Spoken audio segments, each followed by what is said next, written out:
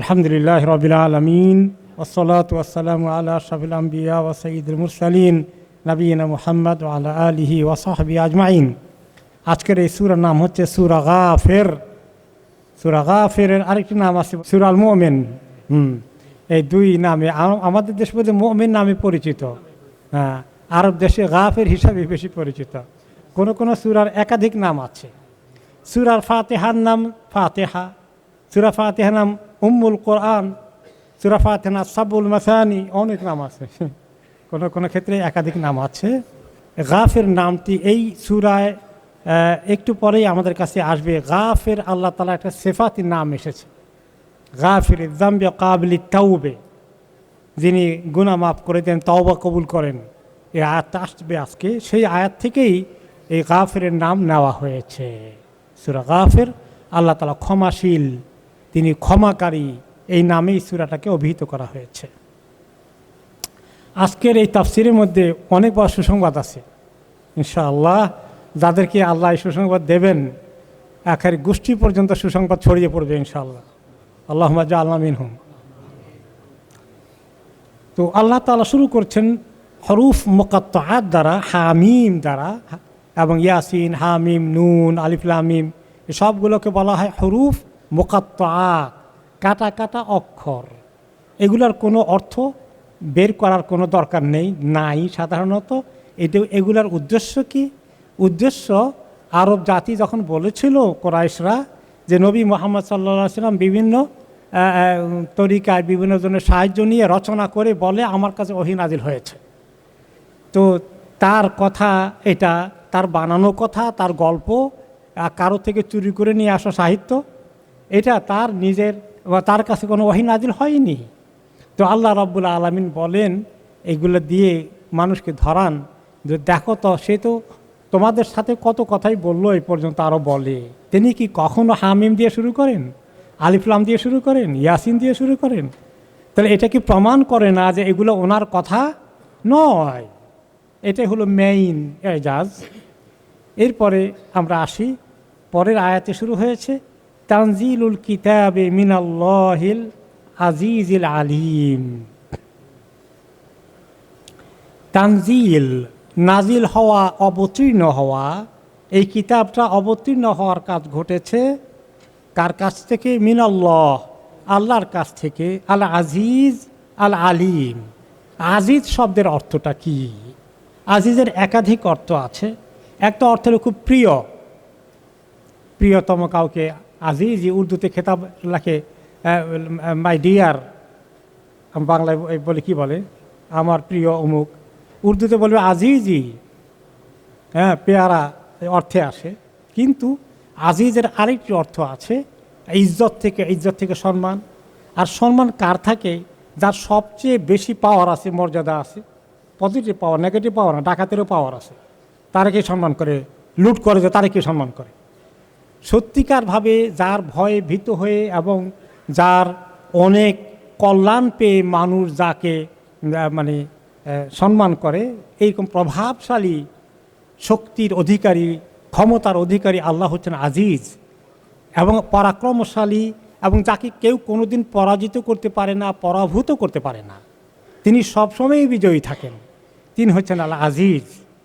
তো কিতাব নাজিল হয়েছে এমন মহা শক্তির অধিকারী তার কাছ থেকে। আর যিনি আল আলিম, যিনি অনেক জ্ঞানী, যিনি অনেক জ্ঞানী। আল্লাহ তাআলার জন্য আল আলিম শব্দ ব্যবহৃত হয়েছে।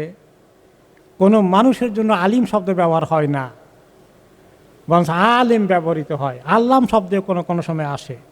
আলিমটা অনেক অর্থ, যার এত জ্ঞান আছে, সেই জ্ঞানের সঙ্গে কাউকে কোনোদিন তুলনা করা যেতে পারে না। সেই আল্লাহ, যার এই ক্ষমতা রয়েছে, শক্তি রয়েছে, যিনি অনেক জ্ঞানের অধিকারী, তার পক্ষ থেকে এই কিতাবকে নাজিল করা হয়েছে।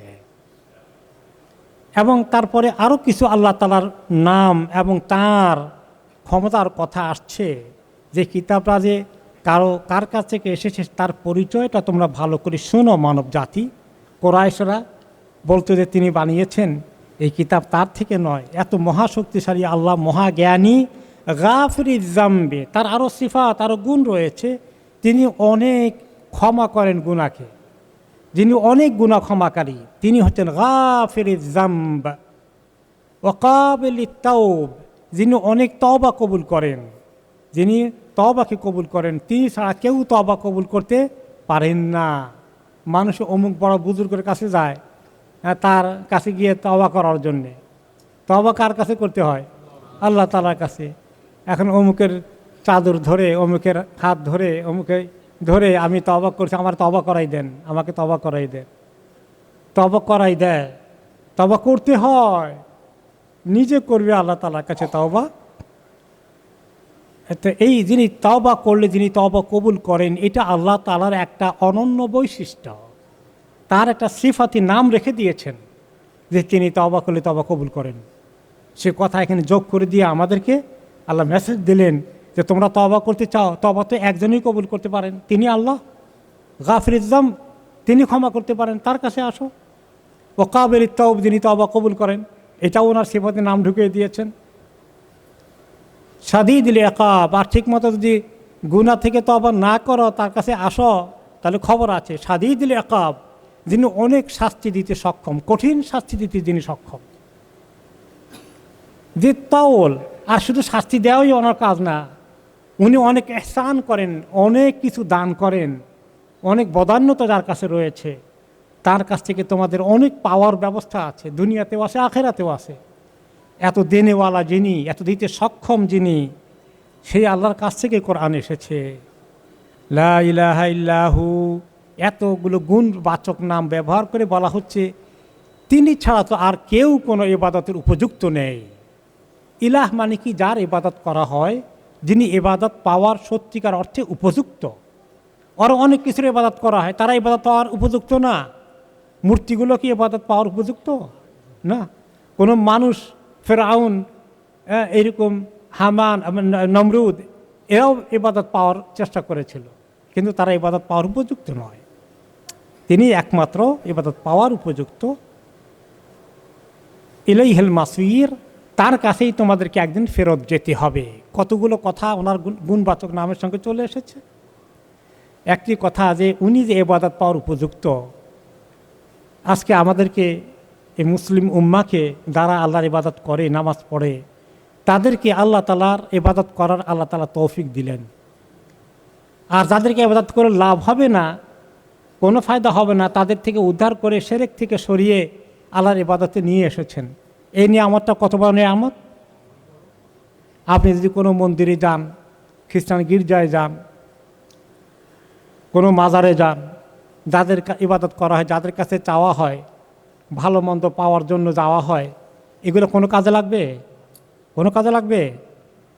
সেখান থেকে উদ্ধার করে আল্লাহ তাআলা এমন জায়গায় আপনাকে নিয়ে এসেছেন, তাওহীদের জায়গায়, যেখানে আপনার ইবাদত, আপনার দোয়া, আপনার প্রার্থনা, আপনার সমস্ত কথাকে যিনি কবুল করার জন্য বসে আছেন, সেই আল্লাহর কাছে যে আপনাকে আমাকে আল্লাহ নিয়ে এসেছেন, এই বাতিল মাবুদগুলো কাছ থেকে উদ্ধার করে সরিয়ে নিয়ে এসেছেন, এই তাওহীদের জন্য আল্লাহ শুকর আদায় করতে হবে না? এটাকে কত গুরুত্ব দিতে হবে। এই জন্য যখনই মনে হয় যে আলহামদুলিল্লাহিল্লাযী হাদানা লিহাযা ওয়া মা কুন্না লিনাহতাদিয়া লাউলা আন হাদানাল্লাহ, এই কথাটা মুখস্থ করে ফেলেন। সে আল্লাহ তাআলার এত শুকর, প্রশংসা যে আল্লাহ আমাকে এই সঠিক দ্বীনের দিকে হেদায়েত দিয়ে দিলেন, তাওহীদের দিকে নিয়ে আসলেন, সহিহ ঈমানের দিকে নিয়ে আসলেন। তিনি যদি মেহেরবানি করে আমাকে আপনাকে এই কাজ না করে দিতেন, আমার আপনার হেদায়েত পাওয়ার কোনো সুযোগ ছিল? এই কথাটাই আমাদের জন্য শুকর আদায় করার, সারা জীবন করলেও শেষ হবার নয়।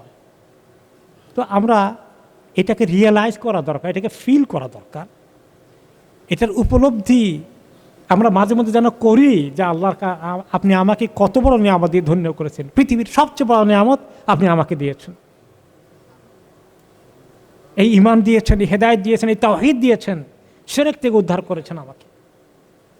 এগুলি একদিন দুদিন করলে হবে না। যখনই মনে পড়ে আল্লাহর কাছে যদি চোখের পানি ঢেলে দিয়ে আমরা একটু কৃতজ্ঞ হতে পারি, সুবহানাল্লাহ, সে চোখের পানির ফোঁটার যে কত দাম হবে আল্লাহ তাআলার কাছে। আল্লাহুম্মা আ'ইন্না আলা যিকরিকা ওয়া শুকরিকা ওয়া হুসনি ইবাদাতিক। আলহামদুলিল্লাহি আলা নি'মাতিল ঈমান। তো এই আল্লাহর কাছ থেকে আল্লাহ রাব্বুল আলামিন আমাদেরকে, এখানে দেখা গেল যে গুনাহ মাফ করে দিবেন, আবার শাস্তিও দিতে পারেন তিনিই করা সব কিছু। হ্যাঁ, এটা বলে আমাদেরকে আল্লাহ তাআলার গুনাহ থেকে, নাফরমানি থেকে সাবধান করছেন।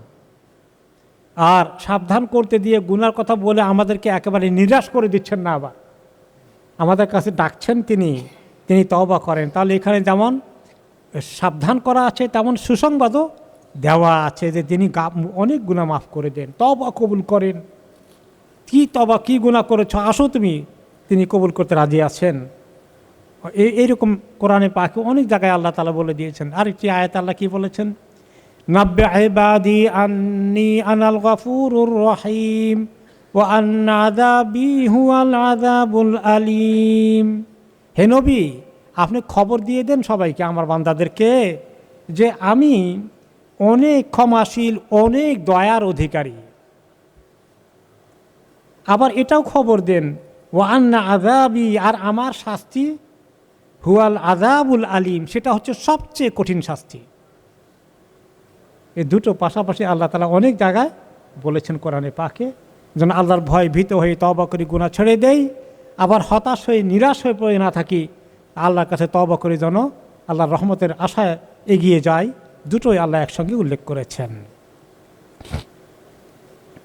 এরপরে আল্লাহ তাআলা বললেন কি, কাবিল তাওবা শাদীদুল ইকাব, তওবা কবুল করেন তিনি, শাস্তি দিলে কঠিন শাস্তি দিতে সক্ষম যারা অপরাধী তাদেরকে।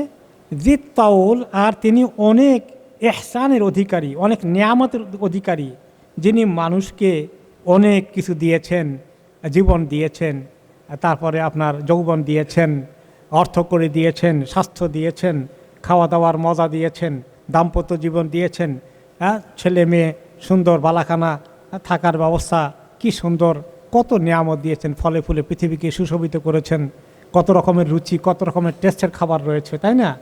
এগুলো আমরা এনজয় করি, কত মজা লাগে, কত নিয়ামত দিয়েছেন তিনি আমাদেরকে। কাজেই এই একটি নিয়ামতেরও যদি আমরা শুকর আদায় করি, তাও কিন্তু শেষ করতে পারবো না।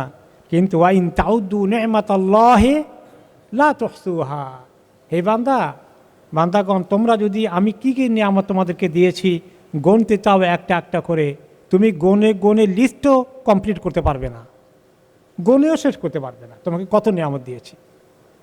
এই হাতের আঙ্গুলের মধ্যে কটা জয়েন্ট আছে, আঙ্গুলকে কত রকম ব্যবহার করা যায়, কি রকম না করা যায়। সুবহানাল্লাহ, দেখছেন লোহার মতো এমনি করে থাকলে কি অবস্থা হতো, কিভাবে আল্লাহ করে দিয়েছেন। শরীরের মধ্যে, মানুষের শরীরে কয়টা এরকম জয়েন্ট আছে, 360টা জয়েন্ট আছে, হাঁটু, আঙ্গুল, আপনার সব কিছু কীভাবে, হাত, হ্যাঁ, কত রকম করা যায়। আল্লাহু আকবার। ওয়াইন তাউদ্দু নি'মাতাল্লাহি লা তুহসুহা, আল্লাহ নিয়ামতগুলো গণতে থাকলে তুমি গণে শেষ করতে পারবে না। তো এই নিয়ামত আল্লাহ তাআলা দিয়েছেন, এই নিয়ামতগুলো খাও, তোমাদেরকে হালাল করে দিয়েছে, হালালগুলো খাও, হালালগুলোর মধ্যেই থাকো, আবার হারামের দিকে হাত বাড়িও না, তাই না? মানুষ তো হারামে, হালালে তার পোষায় না, হালালে পোষায় না, আহারে হারামের দিকে হাত দিলে খালি পকেট ভর্তি হয়, কী মজা লাগে। এই যে জাহান্নামের আগুন কেউ যদি খায়, পকেটে ঢুকায়, তার কি অবস্থা হবে? তা হালালের মধ্যে থাকো আর আল্লাহ তাআলার ইবাদত করো, লা ইলাহা ইল্লাহু। এত কিছু এনজয় করে ইমানের ব্যাপারে কম্প্রোমাইজ করো না। তার সঙ্গে তোমার যে সম্পর্ক, তিনি তোমার মাবুদ, তুমি তার বান্দা, এই জন্যই তোমাকে সৃষ্টি করা হয়েছে। ইলাহ মানে ইবাদতের উপযুক্ত যিনি, এই জন্য তো সৃষ্টি করেছে, খেয়ে দিয়ে আল্লাহর ইবাদত করব। ওমা খালাকতুল জিন্না ওয়াল ইনসা ইল্লা লিয়াবুদুন, এই কাজের জন্য সৃষ্টি হয়েছে। কিন্তু ইবাদতের জন্যে মানুষ আসে না, ইবাদতে নামাজটাও পড়ে না। আজকেই এক যুবকের সঙ্গে আলাপ হচ্ছিল, সেই বেচারা দিনদারি আছে, তার মধ্যে কিছু অসুবিধা ফ্যামিলিতে করছে, যে বাবা নামাজটাও পড়ে না এই বুড়ো বয়স, আর এক সে ছেলেটা বিয়ে শাদী করবে, উল্টা পাল্টা যত কিছু সব নিয়ে আসছে বাবা, এগুলো তার মানতে হবে। মানে কি যে অবস্থা, মানুষ কিভাবে পারে এভাবে, যে জন্য তাকে সৃষ্টি করা হয়েছে সেই কাজটার মধ্যে সে নেই। তার দুনিয়ার এই জীবন শেষে কোথায় যাবে, কেমনি চিন্তা করে না আল্লাহ। তাহলে আমাদেরকে কিভাবে আল্লাহ তাআলার দিকে আসতে হবে, এগুলো মাইন্ডে রাখতে হবে। তো এই যে আল্লাহ তাআলা তওবা কবুল করেন, এই তওবার ব্যাপারটা এভাবে এসেছে। কীভাবে আল্লাহ তওবা কবুল করেন, আমরা কেউ যেন নিরাশ না হয়ে যায়, হতাশ না হয়ে যায়, কাউকে যেন নিরাশ না করে দেই, হতাশ না করে দেই, সবসময় আশার আলো যেন রাখি, সেদিকে আসার জন্য লোককে উৎসাহিত করি। একটা লোক যদি অনেক গুনাহ করে, গুনার মধ্যে ডুবে আসো, তাকে শুধু এটা বলে দেওয়া দরকার নাই যে তুই করতে থাকবো না, মজা বুঝবি তুই একদিন, তা নয়। বরং তাকে কি করা দরকার, উদ্ধার করা দরকার। কিভাবে পারা যায়, যার যেখানে প্রভাব আছে, যেখানে বলে কাজ হবে, তাকে সেদিকে নিয়ে আসা, আল আমর বিল মারুফ আর নাহি আনিল মুনকারের কাজ করা, এবং মানুষকে হতাশ না করে দেওয়া। অনেক বড় গুনাহ করে ফেলেছিল, এখন যদি বলে তুমি এত গুনাহ করছো, তোমাকে বুঝি আল্লাহ মাফ করবে, এই কথা বলার কোনো সুযোগ নাই, বরঞ্চ উৎসাহিত করতে হবে। একটা কেস আসলো ওমর ইবনুল খাত্তাব রাদিয়াল্লাহু আনহুর কাছে, যখন তিনি খলিফা, যেটা আমাদের সিরাতে ওনার জীবনে আমরা পড়ে গিয়েছি।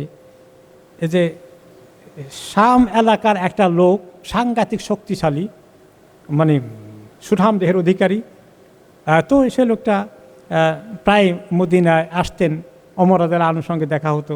উনি ওনাকে এলাকার একজন মানুষ হিসাবে, শাম থেকে এসেছে, সিরিয়া থেকে এসেছে, মোটামুটি তাকে অনেক দূরের থেকে আসছে, খাতির করতেন, কিছু নসিহত করতেন ইত্যাদি। তো বেশ কিছুদিন হয়ে গেল, লোকটা আর আসে না, অনেক দিন হয়ে গেলে দেখা নাই। তখন তিনি বললেন, মা ফাআলা ফুলান ইবনে ফুলান, জিজ্ঞেস করলেন, আচ্ছা অমুক ছেলে অমুক যে এখন আর আসে না, অনেক দিন থেকে তাকে দেখি না, এই সব ঠিক আছে নাকি খবর টবর? তো কেউ খবর দিল, ইয়া আমির আল মুমিনিন তেতাবা ফি হাদা শারাব, সে তো মদের পরে মদ খেয়ে, হ্যাঁ, মানে তার অবস্থা কাহিল, তার তো আর এখন আপনার সঙ্গে আসার কোনো তার ইচ্ছাও নাই, তার সে মদের মধ্যে ডুব দিছে ভালো করে, এই ভয়ে বোধহয় আর আসে টাসে না আপনার কাছে, আর এটা ছাড়তেও পারবে না, সে আসতেও পারবে না, তার এই অবস্থা। তাই নাকি? বলে হ্যাঁ। তিনি চিঠি লিখে পাঠালেন, বললেন কি, সালামুন আলাইকা, তোমার প্রতি সালাম, তাকে অ্যাড্রেস করে বললেন, ফাইনি আহমাদু ইলাইকা আল্লাহ, তোমার কাছে এই চিঠি লেখার শুরুতে আমি প্রথমত আল্লাহ তাআলার শুকর আদায় করছি, প্রশংসা করছি। আল্লাহ লা ইলাহা ইল্লা হুয়া, সে আল্লাহর প্রশংসা করছি যে আল্লাহ ছাড়া আর কোনো মাবুদ নেই। গাফিরুয যামবে, তিনি কিন্তু সমস্ত গুনাহ ক্ষমা করেন। ওয়া কাবিলুত তাওবে, তিনি কিন্তু অনেক তওবা কবুল করেন। ওয়া কাবিলুত তাওবে, গাফিরুয যামবে ওয়া কাবিলুত তাওবে, শাদীদুল ইকাব, আবার তিনি অনেক শাস্তি দিলে অনেক শক্ত কঠিন শাস্তি দেন। জিত তাওলে, মানুষের প্রতি তিনি অনেক ইহসানও করেন। তার একটা নয়, তার দোনো রকমের যোগ্যতা, গুণাবলী এবং সিফাত রয়েছে। লা ইলাহা ইল্লা হুয়া ইলাইহিল মাসির, এবং তিনি ছাড়া কোনো মাবুদ নাই, তিনি, তার কাছেই তোমাদেরকে আমাকে একদিন যেতে হবে। ওকে, তারপরে এইটা চিঠির মধ্যে তিনি লিখে দিলেন। এখানে কোনো মেসেজ পাওয়া গেল?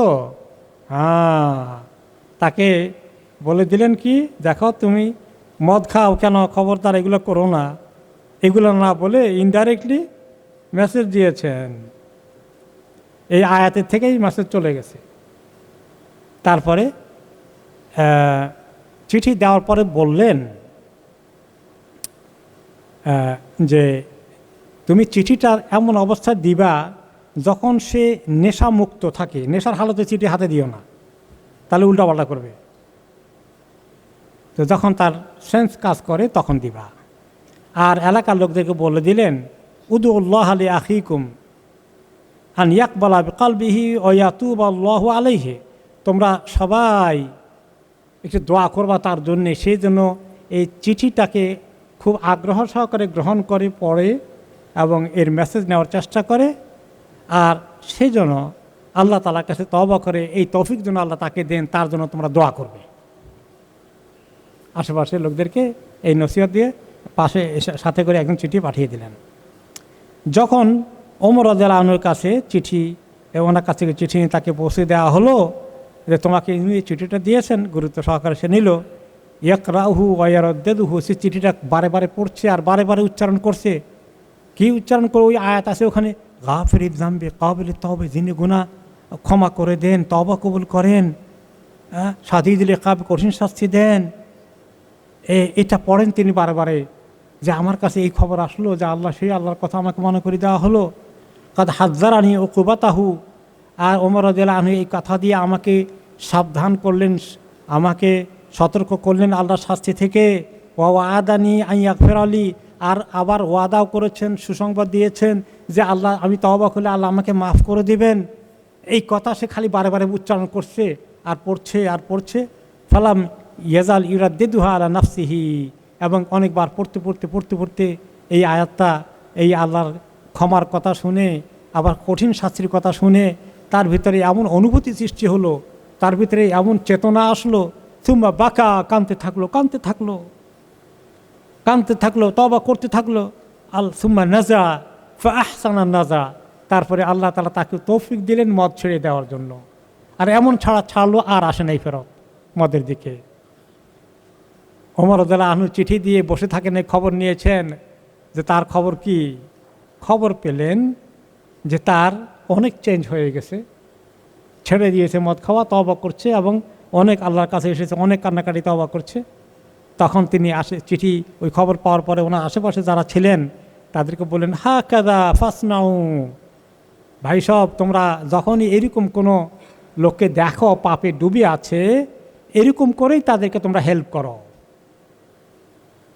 ইযা রাআইতুম আখান লাকুম জাল্লাতান, তোমাদের কোনো ভাইকে যদি দেখো তার পদস্খলন ঘটে গেছে, সে গুনার দিকে ডুবে গিয়েছে, ফাসাদ্দিদুহু ওয়াসফিকুহু, তাকে ঠিক করার চেষ্টা করো, তাকে সঠিক রাস্তায় নিয়ে আসার জন্য তোমরা প্রচেষ্টা চালাও। ওয়াদুল্লাহ লাহু, আর গুনাহগারের জন্য আল্লাহর কাছে দোয়া করো, আন ইয়াতুবা আলাইহি, আল্লাহ যেন তার তওবা নসিব করেন। ওয়ালা তাকুনু আওয়ানান লিশ-শাইতানি আলাইহি, আর তার সঙ্গে এমন ব্যবহার করো না যে তোমাদের দুর্ব্যবহারে সে তোমাদের কাছ থেকে দূরে সরে যাবে আর শয়তানের খপ্পরে পড়ে যাবে। ভালো করে শয়তান বলবে যে আমি পাইছি তোমাকে আর ছাড়বো না। তাকে শয়তানের কাছে ঠেলে দিও না, শয়তানের হাতে সুপর্দ করে দিও না। তাহলে অনেক সময় হয় কি জানেন, আমাদের একজন লোকে কোনো একটা গুনার মধ্যে আছে, খারাপ কাজ করছে, অন্যায় কাজ করছে, আমাদের শুধু রাগ উঠে যায়, আমরা তার ব্যাপারে খুব খারাপ মন্তব্য করি, আমরা অনেক কিছু শুধু সমালোচনা করি। তো এটা কি ভালো রেজাল্ট নিয়ে আসে কখনো? ওই লোকটার মধ্যে আরও জিদ তৈরি করে। তাহলে দায়ী ইলাল্লাহ, আমরা সবাই দায়ী ইলাল্লাহ, মানুষকে আমরা আল্লাহ দিনের দিকে ডাকবো, দিনের দিকে নিয়ে আসবো। এই জন্য কোনো লোক যখন কোনো খারাপ কাজ করে আপনার রাগ উঠে যায়। এখন তার সঙ্গে কথা বলতে গেলে রাগ ছাড়া আপনি কথা বলতে পারেন না, এটাই তো আমাদের নেচার, তাই না? এখন সুন্দর করে কথা বলা যায়, এখানে আমরা ফেল করে ফেলি। তাহলে কি করতে হবে? একটু আল্লাহর কাছে তৌফিক চাইতে হবে যে আল্লাহ এই লোকটাকে আমি ইসলাহ করব, এই লোকটাকে আমি হেদায়েত করব, হেদায়েতের দিকে নিয়ে আসার জন্য দাওয়াত দেব। এমনকি আপনার আত্মীয় স্বজন, পরিবার পরিজন, ছেলে মেয়ে হতে পারে। অনেক সময় যেন এক লোক মনে করেন, আমি নামটাম বলছি না, যে তার ছেলে অন্য এক মেয়েকে বিয়ে করেছে, ভালোবাসা বলতে যেগুলো বোঝায়, অমুসলিম ছিল, ইসলাম কবুল করেছে। তো ইসলাম কবুল করেছে এবং বিয়ে শাদী করেছে সেই ছেলের সাথে। এখন সেখানে অন্যরা এসছে বিয়ের মধ্যে, বাবা আসে না। আমি বললাম, বাবা কোথায়? ছেলের বাবা কোথায়? ছেলের বাবা এত কষ্ট পেয়েছেন যে আসবেই না এখানে। তারপরে বলে দিয়েছে যে কোনো দিন যেন, বিয়ে তো করাই দিলাম গুনাহ থেকে বাঁচানোর জন্য, কিন্তু আমি তাদের চেহারা কোনো দিন যেন দেখব না, কোনো সময় যেন আমার সামনে তারা না আসে। তা আমি বললাম যে ঠিক আছে, যারা আসছিলেন তাদেরকে বলে দিলাম যে ওনাকে খবর দিবেন যে আমার কাছে আসতে। তারা আসার পরে আমি ওনাকে বললাম যে আপনি একটা রং পলিসি নিয়েছেন। একটা মেয়ে অমুসলিম ইসলাম কবুল করেছে, আমরা চেষ্টা করেছি তাকে ইসলামকে দাওয়াত দেওয়ার জন্য। তো এখন আপনি যদি তাকে চান যে সে ভালো ইসলাম হবে, ভালো ইসলাম জানবে, কবুল করবে, আপনি সব আদর করে মায়া করে তাকে ইসলামের ভালো শিক্ষাটা দেবেন, তাহলে একটা যে কোনো কারণে ঘটে গেছে, এখন তো হালাল হয়ে গেছে, এখন তো তাকে ঘৃণা করার কোনো সুযোগ নাই। এখন তো তার অতীতের সমস্ত গুনাহ আল্লাহ তাকে মাফ করে দিয়েছেন কালিমাতে শাহাদা পড়ার কারণে। সে তো এখন আপনার চেয়ে ভালো, যদি ঠিক মতো কালিমা পড়ে থাকে, ঠিক মতো আল্লাহকে ধরে থাকে। তো আপনি যদি তাকে এইভাবে গ্রহণ করে নেন, তাহলে তো আপনি তার সওয়াবে শরীক হয়ে যাবেন। এই উসিলা সে একটা অমুসলিম ইসলামের দিকে ঢুকে পড়েছিল। এদের মনের কষ্ট চাপা দিয়ে আপনার এইটা করা উচিত, ঠিক কিনা বলেন? তো এই হলো যে আমাদের অবস্থা। নিজের ছেলে মেয়েগুলো দুষ্টামি করে কিনা বলেন? কার ছেলে মেয়ে দুষ্টামি করে না? মোটেই আছেন নাকি কেউ? মেজাজ খারাপ হয় কিনা? হয় না? মেজাজ যথেষ্ট খারাপ হয়। এখন খারাপ হয়ে গেলে যদি জোরে বকাশকা করি, যা খুশি, এত জঘন্য অন্যায় করেছে, মনে যত কষ্ট আছে সব প্রকাশ করে দেই, লাভ কি হবে? কোনো লাভ হবে? বরঞ্চ ক্ষতি হওয়ার সম্ভাবনা আছে কি না? ক্ষতি হওয়ার সম্ভাবনা আছে। ঘৃণা সৃষ্টি হবে, আমার এত বকা দিছে, তার ভিতরে জিদ তৈরি হয়ে যাবে। কোনো ছেলে তো বেয়াদবি করা শুরু করে দেবে, ঝগড়া করবে, আর কোনো ছেলে বেয়াদবি করবে না, কিন্তু ভিতরে এত ক্ষোভ জমা হবে। অনেক সময় মারপিটও করে মানুষ, এদের সাথে বেশি মারপিট করলে খবর আছে আবার। তারপরে বকাবকি করলেন, এমন বকা বকলেন, আপনার যত কষ্ট আছে সব বের করে দিলেন, কী লাভ হলো? কিন্তু আমাদেরকে আসলে এটা কি এই পদ্ধতি আল্লাহ পছন্দ করবেন? তা আমি মাঝে মাঝে লোকেরা পরামর্শ নিতে আসলে বলি যে কী করি, ছেলে মেয়ে এই যে অবস্থায় গেছে। বলবেন যে আপনি বলবেন যে আল্লাহ আমি তো ঠেকে গেছি, আমি তো অসহায় হয়ে গেছি, আল্লাহ আমি অসহায় হয়ে গেছি, আল্লাহ তুমি সাহায্য করো। আল্লাহর কাছে চাইতে থাকেন। আর উদু ইলা সাবিলে রব্বিকা বিল হিকমাতে ওয়াল মাউইদাতিল হাসানা। দুষ্টামি করে তারে কিসের সুন্দর কথা বলবো, তারে একদম গরম মেজাজ দেখাবো, কাজ হবে? আমি তাকে দাওয়াত দিতে হবে। আপনি দায়ী ইলাল্লাহ হবেন। আপনার ছেলেকে, আপনার মেয়েকে আপনি দাওয়াত দিবেন। এখন দাওয়াত দেওয়ার তরিকা কি? বিল হিকমাতে ওয়াল মাউইদাতিল হাসানা। কখন কোন কথা বলবেন? তার মেজাজ খারাপ আছে, আপনারও খারাপ। এখন আপনি ভালো কথা বললে সে শুনবে? এখন রাখেন, একটু কম বলেন, এই this is not right time, সবর করেন, ইয়া আল্লাহ। পরে যখন মেজাজ টেজাজ ঠিক হয়, আপনারও ঠিক হয়, তারও ঠিক হয়, বাবা মা বসো, শোনো, এই যে করছো, ক্ষতি কি আমার হবে না তোমার হবে? আল্লাহর কাছে কে দায়ী হবে? সুন্দর করে বুঝাই। এই জন্য আল্লাহ তাআলা এত সুন্দর একটা দিন আমাদেরকে দিয়েছেন। ওমর রাদিয়াল্লাহু আনহু এটাকে তিনি অ্যাপ্লাই করলেন এবং বললেন, দেখো, কেউ যদি পাপ কাজে লিপ্ত হয়, খালি তার উপরে ঘৃণা বিদ্বেষ, তার উপরে দুশ্মনী, এগুলো না করে তাকে চেঞ্জ করার জন্য, তাকে তার ভিতরে পরিবর্তন আনার জন্য কাজ করতে হবে। এবং মানুষকে দিনের দিকে আনার কাজটা সহজ না কঠিন? অনেক কঠিন। ছেলে সন্তানকে তারবিয়ত দেওয়ার কাজটা সহজ না কঠিন? অনেক কঠিন, অনেক কঠিন। আর এই কঠিন কাজের জন্য নবী করিম সাল্লাল্লাহু আলাইহি ওয়াসাল্লাম দ্বীনের দাওয়াত দিতে গিয়ে উনি এই কঠিন পরিস্থিতি কিভাবে ফেস করেছেন, কিভাবে করতে হবে, তার জন্য আল্লাহ তাআলা ওনাকে বললেন, ওয়াসবির ওমা সবরুকা ইল্লা বিল্লাহ। হে নবী, আপনি সবর করেন। আপনি তো আল্লাহকে সাথে নিয়ে সবর করতেছেন, একলা সবর করতেছেন না। আপনার কষ্ট আল্লাহ দেখছেন। তাহলে আমরা রাগ গোসার এক্সপ্রেশন করে ছেলে মেয়েকে যদি খুব বকাবকি করি, কোনো ফায়দা হবে না। সবর করতে হবে। আমার অথরিটি আছে, আমি বড় ইসলামিক্যালি, আর সে ছোট, সে বেয়াদবি করতে পারবে না, আমি যা খুশি তা বলতে পারবো, এই জন্য বলতে থাকি। This is not right. এই জন্য আমাদের এখানে বলেন আর আমাদের দেশে বলেন, সব জায়গাতেই পিতা মাতারা এখন অনেক বিপদে আছে। সোশ্যাল মিডিয়ার কারণে, মোবাইল ফোনের কারণে কি পর্যায়ে ছেলে মেয়ে কোন দিকে ছুটে চলে যাচ্ছে, এগুলো যখন টের পায় মা বাবা, তখন অনেক দূর পানি গড়িয়ে গেছে। তখন গিয়ে মেজাজ এত খারাপ হয়, এত কষ্ট আসে। তো তখন আমরা একটা শক্ত অবস্থানে যাই, কেউ ঘর থেকে বের করে দিব, কেউ কথা বলা বন্ধ করে দিবে। এগুলা কোনো কাজ করবে? মনে করতে হবে যে আল্লাহ আমি ঠেকে গেছি, আল্লাহ আমি বিপদে পড়ে গেছি, আমি আল্লাহর কাছে আগে তওবা চাইতে হবে।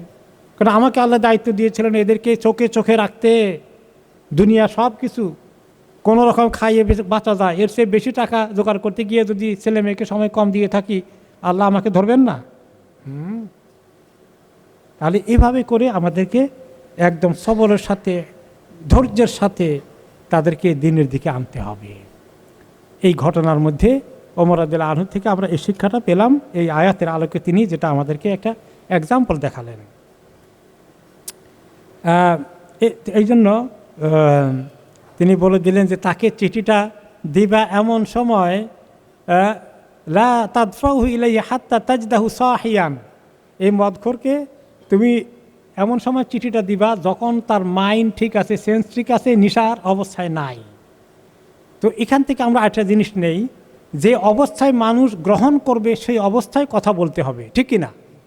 এখন আপনার মেজাজ খারাপ, আপনার সন্তানেরও মেজাজ খারাপ, এই মুহূর্তে ধোলাই করা, সংশোধন করা, তরবিয়ত দেওয়া, লম্বা ওয়াজ করা, যত লম্বা ওয়াজ করছেন তত তার বিরক্ত লাগতেছে। কীভাবে যে সে হজম করতেছে পারলে মনে হয় যেন আপনার দিকে কিছু ছুঁড়ে মারে, এমন এক পরিস্থিতি কোনো কোনো সময় হয়ে যেতে পারে। এই জন্য উদু ইলা সাবিলি রাব্বিকা বিল হিকমাত, হিকমাতের অর্থ হলো যখন যে কথা বলা সাজবে, কাজ করবে, তখন ওই কথা বলবো। এক্ষুনি বলতে হবে, আর দেরি করা যাবে না, না, এখন বললে রিয়াকশন হবে। যখন বলার মতো তার মানসিকতা হবে, আমিও ঠান্ডা হয়েছি, একদিন পরে হোক, 3 ঘন্টা পরে হোক, 1 সপ্তাহ পরে হোক, তখন গিয়া সুন্দর একটা পরিবেশ তৈরি হয়েছে, তখন আপনিও সুন্দর করে বলতে পারবেন। আর ওই রাগটা কমে গেছে এখন আপনার থেকে, আর সেও এখন মোটামুটি আপনার রাগ না দেখে তারও শোনার মানসিকতা হয়ে যেতে পারে। কথাগুলো কি মেক সেন্স করে? শুধু ছেলে মেয়ের ক্ষেত্রে, মিয়া বিবির ক্ষেত্রে তো একই অবস্থা হতে পারে। কাজেই কথা বলার রাইট আছে, আপনি আপনার হক আছে, আপনি বলে দেন। অন্যায় তো করছে বলে একটা দিবেন, একটা ভুল করেছে বলে দেন, তো বলে দিলেই কাজ হয় নাকি? আল্লাহ তাআলা আমাদেরকে এইগুলো ঠিক মতো এই কোরআন হাদিসের স্পিরিট অনুযায়ী বলার জন্য তৌফিক দান করুন। এরপরে আসলো যে আল্লাহ রাব্বুল আলামিন 4 নম্বর আয়াতে বলছেন, মা ইউজাদিলু ফি আয়াতিল্লাহি ইল্লাল্লাযীনা কাফারু ফালা ইয়াগরুরকা তাকাল্লুবুহুম ফিল বিলাদ। নবী করিম সাল্লাল্লাহু আলাইহি সাল্লাম এত করে বুঝাচ্ছেন 13টি বৎসর মক্কায়, কিন্তু তার চাচা থেকে শুরু করে বহু লোকেরাই আত্মীয় স্বজন গ্রহণ করলো না, আর দুশ্মনী বাড়িয়ে দিয়েছে। তো আল্লাহ তাআলা ওনাকে ধৈর্যের জন্য, ওনাকে সবরের জন্য, ওনার সান্ত্বনার জন্যে ওনাকে গাইড করছেন।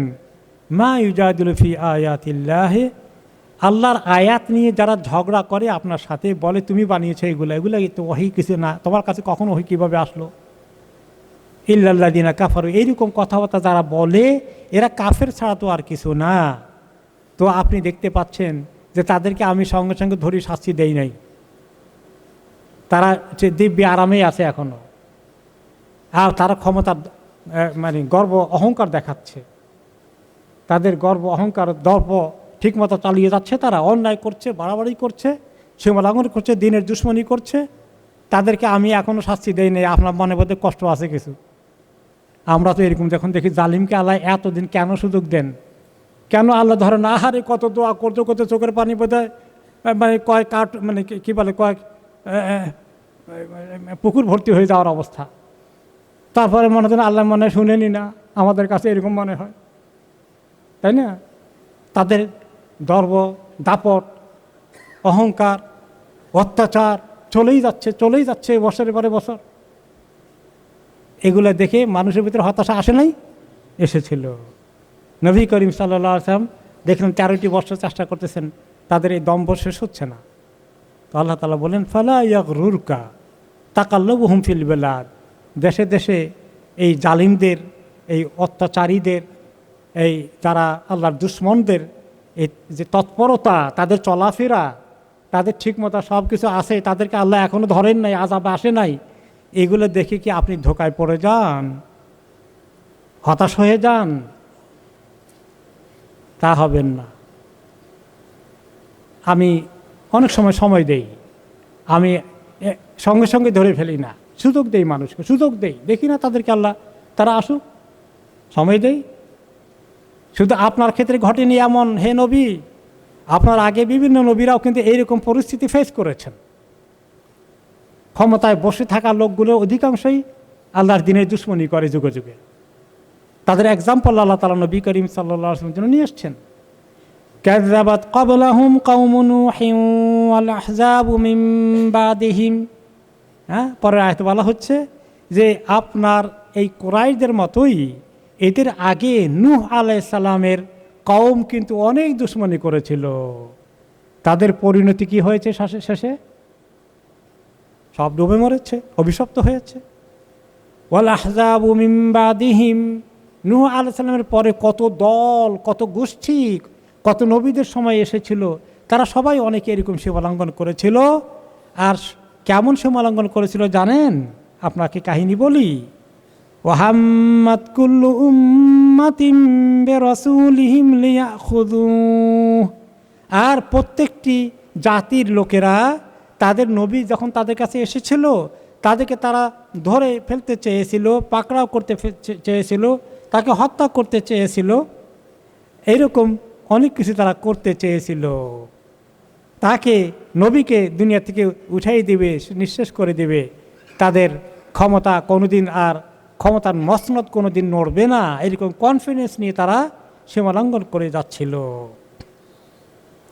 وجادلوا بالباطل ليدحضوا به الحق فأخذتهم, আর তারা তর্ক করেছে, বিতর্ক করেছে, লড়াই করেছে, যুদ্ধ করেছে, যেন তারা হককে দুনিয়া থেকে উঠিয়ে দেয়, হককে সরিয়ে দেয়, তাদের বাতিলকে তারা এস্টাবলিশ করে ফেলে, বাতিলকে প্রতিষ্ঠিত করে ফেলে, হককে আসার সুযোগ দেয় না।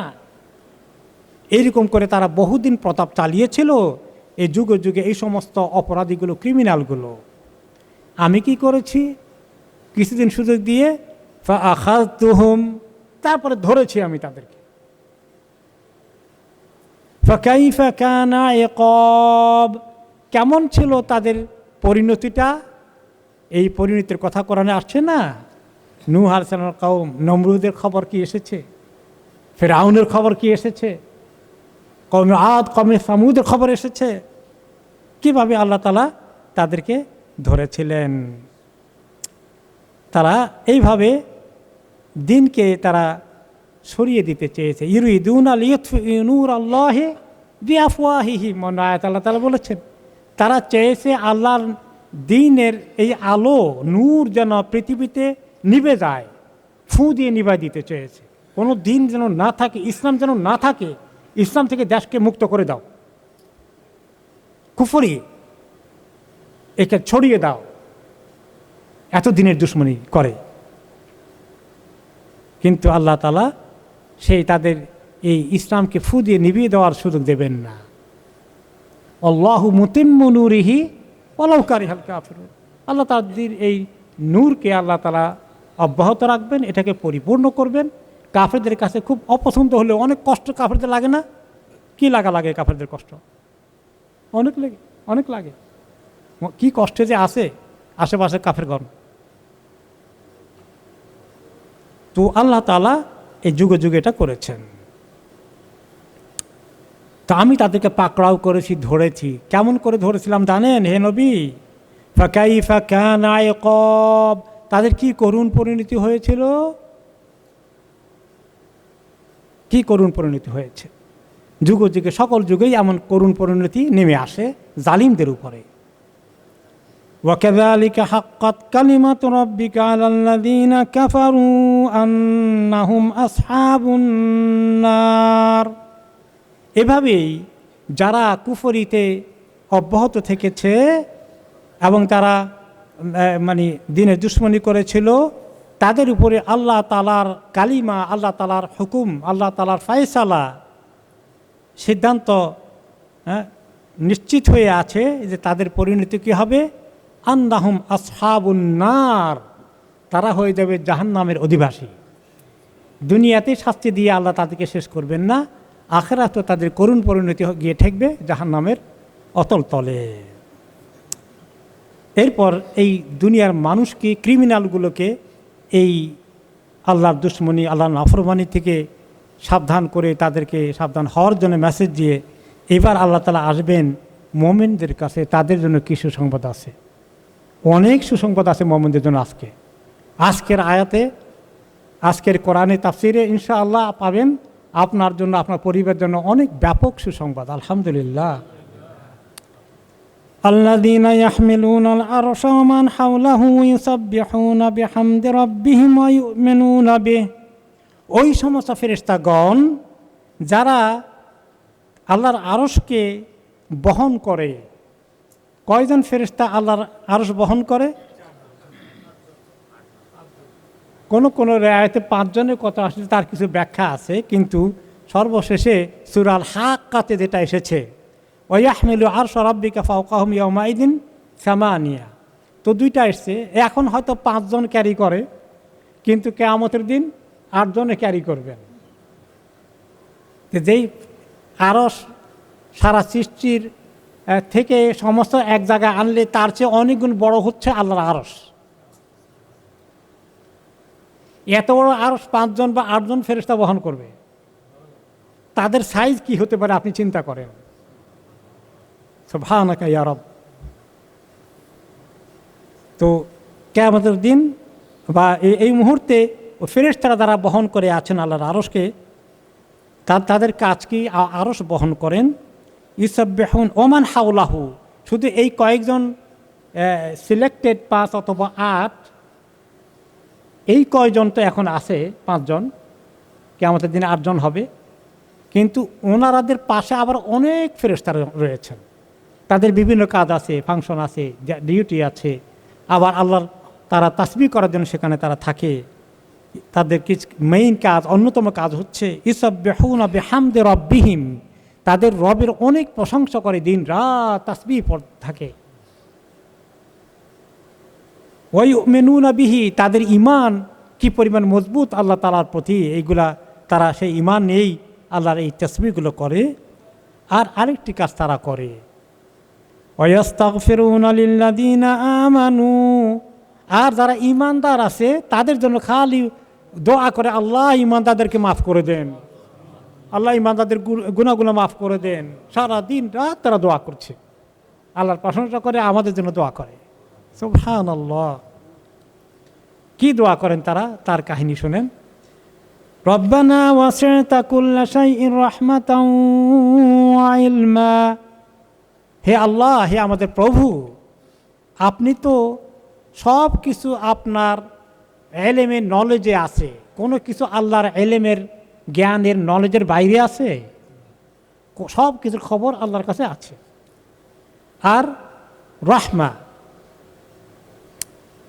আর রহমত তো আপনার অবারিত, সব কিছুর, যত মানুষের, যত প্রাকৃতিক, যত জীবজন্তু, যা কিছু যত মাখলুক আছে, সবার প্রতি আপনার যে কত অবারিত রহমত রয়েছে, এবং সবারকে কোন হারাতে কোথায় আছে এগুলোর জ্ঞান যেভাবে আপনার কাছে রয়েছে, কোনো কিছুই আপনার জ্ঞানের বাইরে নয়। আল্লাহর এই সিফাতগুলোকে উল্লেখ করে করে প্রশংসা করে তারা এবার দোয়ার দিকে আসবেন। এত প্রশংসা করে কি দোয়া করছেন ফেরেশতারা?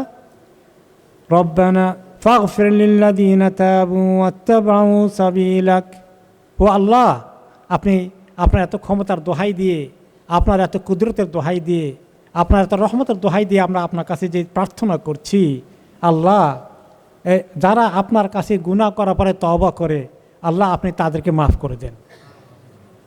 ওয়াত্তাবাউ সাবিলাক, ওদেরকে নয় যারা তওবা করে কিন্তু আপনার রাস্তায় আসে না, খালি মুখোমুখি তওবা বলো, ওদেরকে না, তওবা করে ওয়াত্তাবাউ সাবিলাকা, এবং তওবা করে আপনার রাস্তাকে তারা খুব ভালো করে ধরে, তাওবাতান নাসুহা, যে তওবা করার কারণে গুনাহকে তারা এখন ঘৃণা করে। আগে অনেক গুনাহ করে ফেলেছিল, এখন এমন চেঞ্জ হয়ে গেছে আল্লাহ, এখন আপনার রাস্তায় তারা ঠিক মতো এসে গিয়েছে, আল্লাহ আপনি মেহেরবানি করে তাদেরকে মাফ করে দেন, মাফ করে দেন। ওয়াকিহিম আযাবাল জাহিম, আর আল্লাহ আপনি তাদেরকে জাহান্নামের দাউ দাউ করা আগুন থেকে আপনি হেফাজত করে দেন, নিরাপত্তা দান করেন। আল্লাহ আপনার আমার জন্য তারা দোয়া করছে। তারপরে আযাব থেকে রেহাই দিয়ে এক জায়গায় ফেলে রাখেন না, আসল জায়গায় পৌঁছে দেন। রব্বানা ওয়া আদখিলহুম জান্নাতি আদনিন আল্লাতী ওয়া'আদতাহুম, আল্লাহ তাদেরকে প্রবেশ করিয়ে দেন ওই জান্নাতের, যে জান্নাতে যে শান্তির ঠিকানা, শান্তির চিরশান্তির ঠিকানা জান্নাত, সেই জান্নাতে তাদেরকে পৌঁছিয়ে দেন যার ওয়াদা আপনি করেছেন। যারা আল্লাহর ইবাদত করবে, গুনাহ থেকে তওবা করে ইস্তিগফার করে পাক সাফ হয়ে আল্লাহর রাস্তায় আসবে, তাদেরকে যে আপনি ওয়াদা করেছেন জান্নাতের, আল্লাহ মেহেরবানি করে সেটা তাদের জন্য বরাদ্দ করে দেন। শুধু তাদেরকে নয় আল্লাহ, তাদের উসিলায় তাদের প্রতি যদি খুশি হয়ে যান, এই জান্নাত বরাদ্দ করে দেন, তাহলে তাদেরকে আরেকটু আপনি এক্সট্রা বকশিশ দেন। সেটা কি? ওমান সালাহা মিন আবাইহিম, তাদেরকে শুধু আল্লাহ মাফ করে দিয়ে জান্নাত দিয়েন না, এই নেককারগুলোর বাপ মা দাদা দাদি উপরের দিকে কদ্দুর পর্যন্ত যাবে আল্লাহ তাআলাই ভালো জানেন, যে তাদেরকে এদের উসিলায় আল্লাহ আপনি তাদেরকেও মাফ করে দিয়ে তাদেরকেও জান্নাতে ঢুকাই দেন। ওয়া আজওয়াজিহিম, তাদের বিবিদের জন্য দরখাস্ত দেবে, বিবিরা স্বামীর জন্য দরখাস্ত দেবে। বিবি চলে গেছেন জান্নাতে, স্বামী পিছনে পড়ে রয়েছে, আটকে গেছেন। স্বামী চলে গেছেন জান্নাতে, বিবি আটকে গেছেন, যে আল্লাহ আমাদের স্বামী স্ত্রী যে তাকে মিস করলাম, আল্লাহ দেন আমাদের সঙ্গে যোগ করে জয়েন করে দেন। ওয়াদুররিয়াতিহিম, তাদের নিজেদের সন্তান সন্ততিগুলো আল্লাহ তাদের স্বামীকে, তাদের স্ত্রীকে, তাদের সন্তান সন্ততিকে তাদেরকে জয়েন করিয়ে দেন। আর যুররিয়াতের মধ্যে শুধু সন্তান সন্ততি, নাতিপুতিও আসতে পারে। এত নাতিপুতিকে মায়া করেন, জান্নাতে একটু দেখতে মনে চাইবে না? মাশাআল্লাহ। তো এইগুলো পাওয়ার জন্য যেন দয়া বেশি করে ফেরেশতারা তাদের জন্য দোয়া করছেন। এই ফেরেশতাদের দোয়া এই যে কত আমাদের দিন রাতে হতে পারে, এই দোয়া পেলে আল্লাহ তাআলা যে কত আমাদেরকে কি নিয়ামত দেবেন। তো এই দোয়া করে ফেরেশতারা বলেন, ইন্নাকা আনতাল আজিজুল হাকিম, আল্লাহ আপনি তো এমন শক্তির অধিকারী, আপনি দিতে চাইলে তো কেউ মানা করতে পারবে না, আপনার সেই দেওয়ার ক্ষমতা আছে। আবার আজিজের মধ্যে আপনার সেই স্নেহ মায়া মমতা যেটা হওয়া দরকার মাখলুকের প্রতি, আপনার প্রিয় বান্দাদের প্রতি, সেটাও আপনার আছে। আল হাকিম, আর আপনি তো মহাজ্ঞানী, আপনি জানেন কে এই উসিলা যাওয়ার উপযুক্ত, যে মোটেই যেতে পারবে না। এমন ক্রিমিনাল যদি বাপ মা থাকে, এমন ক্রিমিনাল যদি সন্তান থাকে, তাহলে তো সেটা তো আমরা অন্যায়ভাবে আপনার কাছে আবদার করব না।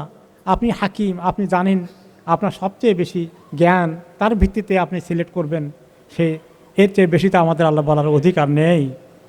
আপনার তার নামের সেই সেফাতগুলো উল্লেখ করে বলবেন, ওয়াকিহিমুস সাইয়্যাত, আর আল্লাহ তাদেরকে এই কোনো করুণ পরিণতি, কঠিন অবস্থা হাসরের ময়দানে, জাহান্নামে পুলসেরাতে ফেল করা, পড়ে যাওয়া, হিসাব নিকাশে আটকে যাওয়া, এই সব কিছু থেকে, এই খারাপ জিনিসগুলো থেকে আল্লাহ আপনি তাদেরকে প্রোটেক্ট করে ফেলেন, হেফাজত করেন। আল্লাহ দোয়া করছেন ফেরেশতারা, ফেরেশতার দোয়া অব্যাহত থাকছে।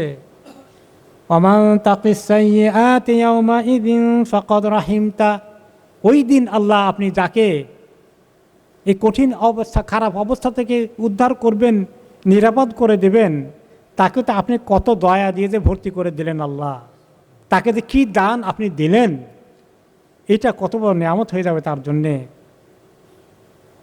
ওয়াযালিকা হুয়াল ফাউজুল আযীম, এটি হচ্ছে সবচেয়ে বড় সফলতা, কামিয়াবি, সফলতার মাপকাঠি এখানেই। তো এই আয়াতের তাফসিরে ইমাম ইবনে কাসির রহমতুল্লাহ আলাইহি বলেন, অন্য আয়াতের রেফারেন্স দিয়ে তিনি বলেছেন যে, ওয়াল্লাযীনা আমানু ওয়াত্তাবা'তুহুম যুররিয়্যাতুহুম বিঈমানিন আলহাকনা বিহিম যুররিয়্যাতাহুম ওমা আলাতনাহুম মিন আমালিহিম মিন শাই, যারা ঈমানদার ছিল দুনিয়াতে এবং তাদের সন্তানরাও এই পিতা মাতাকে ফলো করে করে দিনদার ঈমানদার হয়েছিল, আমরা কিয়ামতের দিন তাদের সন্তান সন্ততিকে আমরা পিতা মাতার সঙ্গে একসঙ্গে থাকার ব্যবস্থা করে দেব। ওমা আলাতনাহুম মিন আমালিহিম মিন শাই, তাদের কোনো আমলের কোনো কিছু আমরা বেকার নষ্ট করে দেব না, সব কিছু পাওনা সুন্দর করে বুঝিয়ে দেব। যে যাদের কোনো পাওয়া সে সেখানে পাবে। এখন কথা হলো যে যেই ব্যক্তি উপরের লেভেলে চলে গেছে, বাপ মা উপরের লেভেলে চলে গেছে, সন্তান নিচে লেভেলে আসে, অ্যান্ড সন্তান নিচে লেভেলে আসে, পিতামাতা উপরে চলে গেছে। এখন তো তাদের তো আমল অনুযায়ী তো ডিফারেন্ট লেভেলে তাদের বরাদ্দ হয়ে গেছে। এখন তারা একে অপরকে মিস করছে। কোনো কোনো তাফসির এসেছে, বান্দা যখন জান্নাতে যাবে তখন বলবে, ইয়া রব আইনা আবি ওয়া উম্মি ওয়া জাদ্দি, যে হ্যাঁ আল্লাহ আমার বাবা মা জান্নাতে আছে যে, কিন্তু আমি তো আমার পাশে পাচ্ছি না। কোথায় আমার মা, কোথায় আমার বাবা, কোথায় আমার দাদা দাদি নানা নানি, আইনা ওয়ালাদি ও ওয়ালাদা ওয়ালাদি, কোথায় আমার ছেলে মেয়ে, কোথায় আমার নাতিপুতি। আল্লাহ এইগুলোকে, ও আইনা জাউজাতি ও আইনা জাউজি, আমার স্বামী কোথায়, আমার স্ত্রী কোথায়। আল্লাহ আমাদেরকে দুই জায়গা দিচ্ছেন কেন? একজনের আমার তো একটু নিচে, আরেকজনটা উপরে, এখন দুই লেভেলে বরাদ্দ হয়ে গেছে। আল্লাহ আমাদেরকে একসঙ্গে করে দেন। তখন আল্লাহ তারা একসঙ্গে করে দেন। কীভাবে করবেন? উপরের জনকে নিচে নামাই দিবেন, ডিমোশন করবেন, না নিচের জনকে উপরে দিবেন? হ্যাঁ, নিচের জনকে উপরে প্রমোশন দিবেন। এইটা হলো আল্লাহর স্পেশাল দান। যে কেন এই কথার সাপোর্ট অন্য আয়াতেও আছে। ওয়ালাকুম ফিহা মা তাশতাহি আনফুসুকুম ওয়ালাকুম ফিহা মা তাদদাউন। এই জান্নাতে তুমি যেটা তোমার মনে চায় ওই চাওয়া মাত্র আমি সেটা পূরণ করব, আর যেটা আবদার করবে সেটা তোমাকে দেওয়া হবে। তো আল্লাহ তো এটা বলেই রাখছেন অ্যাডভান্স, কাজে সেটার দোহাই ওনার জীবনে আল্লাহ বলছিলেন না আপনি আমাদেরকে, আমরা তো সেটার অপেক্ষায় আছি। তো আল্লাহ তাআলা এত কারিম, এত সুবহানাল্লাহ সম্মানিত করবেন যাদেরকে আল্লাহ তাআলা এই জান্নাত দেবেন তাদের উসিলায়, তাদের পিতামাতা, তাদের ছেলে মেয়ে, নাতিপুতি, দাদা দাদি, নানা নাতি পর্যন্ত জান্নাতে প্রমোশন পেয়ে যেতে পারে। তাহলে এই যে একটা অ্যাম্বিশন আমাদের জীবনে আল্লাহ তাআলা দিয়েছেন, কি সুসংবাদ দিয়েছেন, কত বড় টার্গেট দিয়েছেন, কত বড় গোল দিয়েছেন জীবনের মধ্যে। জীবনের সবচেয়ে বড় টার্গেট কোনটা হওয়া উচিত? প্রচুর মানুষের টার্গেট আল্লাহ কিভাবে দুনিয়াটা বাড়ানো যায়, কিভাবে একটা ঘর কেনা যায়, কিভাবে কাউন্সিল ঘরে আসে আল্লাহ ঘরটা কিনতেই পারলাম না, কিভাবে কেনা যায়, তারপরে আমার এই দেশে অমুক জায়গা বিক্রি হচ্ছে কীভাবে কেনা যায়, অনুভব কিনে ফেলতেছে, 1-2 টাকা বাড়াই দিয়ে একটু আমি কিনে ফেলি। এগুলোর জন্য এত পরিকল্পনা আমাদের থাকে, টাকা জমানোর জন্য পরিকল্পনা থাকে, কিন্তু আসলে আমাদের আখিরাতের জান্নাতের এই যে নিয়ামতগুলো পাওয়ার এত আশা, এত আকাঙ্ক্ষা, এইটার অবস্থা খুব দুর্বল, তাই না? আমাদের আশা আকাঙ্ক্ষাটাও কি খুবই দুর্বল। যদি সবল আশা আকাঙ্ক্ষা হয় তার জন্য জান দিয়ে লাগবে না? যেটা আমরা চাই যে আমি এটা করতে হবে, এই দেখেন সুবহানাল্লাহ, এই ইউরোপে আসতে হবে, 7 সাগর 13 নদী পাড়ি দিয়ে, সাগর পাড়ি দিয়ে দিকে কতজনে ডুবে মরে, তারপরেও আসে, ঠিকই না? আসে যে আসতে হবে, ওখানে গেলে আমার বিশাল কামিয়াবি হয়ে যাবে। এই দুনিয়ার টার্গেট অন্য সময় দেখা যায় এই পারে আসছে ঠিকই, আসে কদিন পরে মরেই গেছে, কিছু জোগাড় করতে পারেনি, তার আগেই মরে গেছে। হয় না এরকম? এরোপ্লেনে মরে যায়। তো এই দুনিয়ার নগদ পাওয়ার জন্য এই টার্গেটটা বড় হয়ে গেলে এটার জন্য জান দিতে প্রস্তুত আছি, এত রিস্ক নেই। কিন্তু আখিরাতের এত বড় নিয়ামতের জন্য আমরা দুর্বলভাবে যা, হ্যাঁ আল্লাহ জান্নাত রব্বানা আতিনা ফিদ দুনিয়া হাসানা ওয়া ফিল আখিরাতি হাসানা, আল্লাহ জান্নাত দেন, দুর্বল করে বলতেছি, কিন্তু তার জন্য কোনো চেষ্টা নাই, তদবির নাই, কোরবানি নাই, স্যাক্রিফাইস নাই, হ্যাঁ, এটাকে সিরিয়াসলি সাহাবীদের মতো নিতে পারি নাই। তো আমরা কেমনি সে জান্নাত নিব? আল্লাহ তাআলা যেন আমাদেরকে এইরকম জজবা দান করেন। আল্লাহুম্মা আ'ইন্না আলা যিকরিকা ওয়া শুকরিকা ওয়া হুসনি ইবাদাতিক ওয়া যালিকা হুয়াল ফাওজুল আযীম। আহারে, যদি আল্লাহ তৌফিক দেন, আব্বা আম্মা চলে গেছেন, যদি জান্নাতে আল্লাহ একসঙ্গে রাখেন, আল্লাহ ছেলে মেয়েগুলোকে রেখে দুনিয়া থেকে চলে যাব, নাতিপুতিগুলোকে রেখে দুনিয়া থেকে চলে যাব, আল্লাহ যদি একসঙ্গে রাখেন, সবাইকে দেখতে মনে চায়, সবাইকে দেখব, এবং একজনের কম কম আমলওয়ালা তা বেশি আমলওয়ালার তুলনা তার প্রমোশন হয়ে যাবে, কত বড় সৌভাগ্যের বিষয়। তাহলে জীবনের আমাদের সবার উদ্দেশ্য, লক্ষ্য, বড় টার্গেট হবে নিজে জান্নাতে কিভাবে যেতে পারি, আমার ছেলে মেয়েগুলোকে কিভাবে জান্নাতে নিতে পারি। আল্লাহ তাআলা যেন এই পেরেশানি দিয়ে আমাদেরকে ইনশাআল্লাহ পুশ করেন, আমাদেরকে সামনে এগিয়ে যাওয়ার জন্য তৌফিক দান করেন। আল্লাহুম্মা আ'ইন্না আলা যিকরিকা ওয়া শুকরিকা ওয়া হুসনি ইবাদাতিক। কোনো তাফসীরে এসেছে, এটা দিয়ে শেষ করি, একজন আহলুল কোরআন, তিনি ছিলেন খালাফ ইবনে হিশাম আল বাজ্জার আল কারি, একজন বড় কোরআনের কারি এবং কোরআনের কেরাআতগুলোর স্পেশালিস্ট। উনি বলেন যে আমি একদিন কুনতু আকরাউ আলা সালিম ইবনে ঈসা, সালিম ইবনে ঈসা আমার ওস্তাদ, যিনি কোরআনের ওস্তাদ, কেরাআতের ওস্তাদ, তার কাছে আমি এই সূরা, কোন সূরা পড়ছিলাম? সূরা গাফির, অথবা আরেক নাম সূরা মুমিন। এই আয়াতগুলো যখন পড়ছিলাম আমার ওস্তাদের কাছে, আমার তেলাওয়াতকে সহি করার জন্য, শুদ্ধ করার জন্য, ফালাম্মা বালাগতু ওয়া ইয়াস্তাগফিরুনা লিল্লাযিনা আমানু, ফেরেশতারা দোয়া করবেন ঈমানদারদের জন্যে। এই আয়াতের যখন পড়ছিলাম, তেলাওয়াত করছিলাম, আমার ওস্তাদ বললেন, বড় আলেম, বলে ইয়া খালাফ মা আকরামুল মুমিন। খালাফ, আল্লাহ মুমিনকে কি সম্মান দিয়েছে দেখছ? তার জন্য ফেরেশতারা দোয়া করে, কি বলেন যে না ইমান মা আকরামুল মুমিনু আলাল্লাহ, আল্লাহর কাছে মুমিনের এত সম্মান, না ইমান আলা ফিরাশিহি, যে সত্যিকার মুমিন তার বিছানায় ঘুমিয়ে আছে, ওয়াল মালাইকাতু ইস্তাগফিরুনা লাহু, ফেরেশতারা তার জন্য দোয়া করতে থাকে। আল্লাহ আমাদেরকে এই সম্মানিত মুমিন হওয়ার তৌফিক দান করেন। আল্লাহ আমাদের ইমানের দুর্বলতা দূর করে দিয়ে আর আপনার সঙ্গে আল্লাহ আমাদেরকে অনেক কাছে এনে দেন। আল্লাহুম্মা আইন্না আলা যিকরিকা ওয়া শুকরিকা ওয়া হুসনি ইবাদাতিক।